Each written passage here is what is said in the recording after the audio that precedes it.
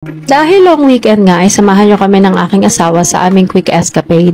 Medyo matagal-tagal na nga nakaplano na sa Thanksgiving weekend ay pupuntahan namin itong Daranac Falls for a quick breather. Around 11 AM na nga kami nakarating dahil sa kaunting aberya sa biyahe. Isa na dito ay yung naiwanan namin sa bahay yung baon namin pagkain na plano naming ihawin pagdating sa falls. 30 minutes na nga kami halos na nasa biyahe nang na-realize namin na hindi pala namin dala yung baon namin kaya bumalik kami ulit ng bahay. Dahil doon isang oras kaagad yung nawala sa amin dahil sa matinding traffic. Pagdating pa namin doon, kinailangan pa namin humanap ng place na nagka-cash out sa GCash dahil naubos yung cash naming dala sa biyahe. Akala namin tumatanggap sila ng cashless payment pero walang ka-signal-signal sa lugar na yun, kaya iniwan ako saglit ng asawa ko doon habang siya naman humahanap ng pwedeng mapag-cash outan. Nung mailapag nga namin yung mga gamit namin, ay agad kami nagsimula na magluto para makakain na rin kami kaagad.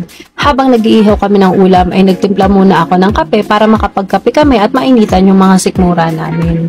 Pagkatapos magluto ay agad na rin naman kaming kumain. Sobrang enjoy namin yung baon namin kasi sarap na sarap kami sa inihaw na baboy at isda. Few days before this kasi ay nakamarinate na yung karne at natimplahan na rin yung isda kaya naman kapit na kapit yung lasa. Maya-maya nga ay may lumapit sa aming pusa na nakashare sa pagkain namin kaya binigyan namin ng isda.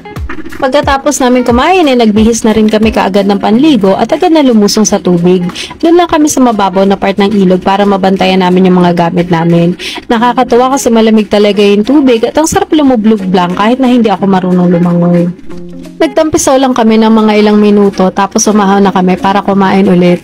Ewan ko ba? Ako lang ba yung pag nasa swimming, mapapool, dagat o ilog man yan, mabilis akong nakakaramdam ng gutom.